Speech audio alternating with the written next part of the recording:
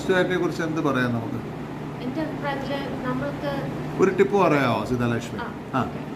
നമ്മൾ എല്ലാത്തിനോടൊരു നമുക്ക് ജീവിതത്തിൽ ലഭിച്ചിട്ടുള്ള എല്ലാത്തിനോടും നമ്മൾ നന്ദിയുള്ളവരായിരിക്കും. അതുകൊണ്ട് നമുക്ക് പോസിറ്റീവ് ആറ്റിറ്റ്യൂഡ് വരുമെന്നാണ് സീതാലക്ഷ്മി പറയുന്നത് അല്ലേ? എൻ്റെ ഒരു അഭിപ്രായത്തിൽ അങ്ങനെ.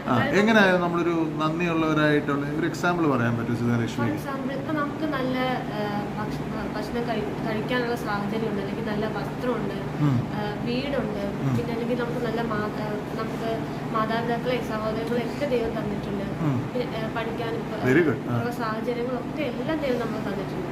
അപ്പം നമ്മൾ പലപ്പോഴും നമ്മളതൊന്നും ഇല്ലല്ലോ, നമുക്ക് എനിക്ക് ഇന്ന കാര്യങ്ങളൊന്നും ചെയ്യാൻ പറ്റുന്നില്ലല്ലോ എന്നുള്ളതാണ് നമ്മളുടെ എല്ലാവരുടെയും പ്രശ്നം. മനസ്സിലായി.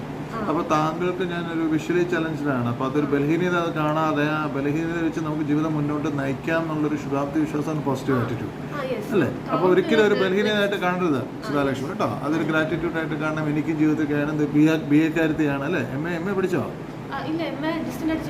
Very good. അപ്പൊ ഇതൊക്കെ ഒരു എന്നെ കൊണ്ടും ചെയ്യാൻ പറ്റും. ആ ഒരു പോസിറ്റീവ്നെസ് ആണ് ഇതുവരെ കൊണ്ട് എത്തിച്ചത്. അപ്പൊ ഒരു ഗ്രാറ്റിറ്റ്യൂഡ് ഉണ്ടാവണം അല്ലേ?